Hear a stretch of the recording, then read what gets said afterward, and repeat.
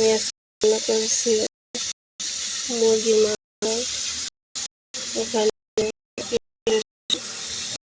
এখানে লাগিয়ে দিয়ে দিচ্ছি, এখানে গুঁড়া দিলাম,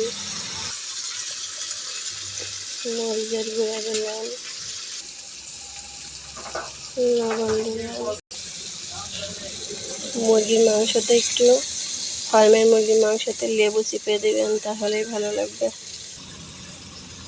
ওই সব কিছু দিয়ে মশলাটা কষিয়ে এই মুরগির মাংসটা দিয়ে দেব ভিতরে।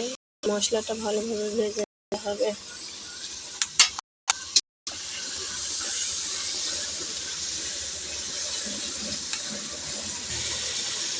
দেখুন এইভাবে 5 মিনিট ধরে মশলাটা ভেজে খুব ভালোভাবে কষানো হয়ে গেলে উপরে তেল উঠে যাবে, তখন এই পর্যায়ে মুরগির মাংসটা অ্যাড করতে হবে।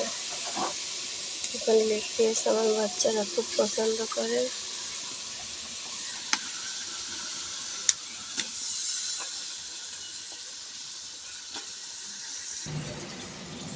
এবার কোনো পানি না দিয়ে এই মাংসটা এই তেলের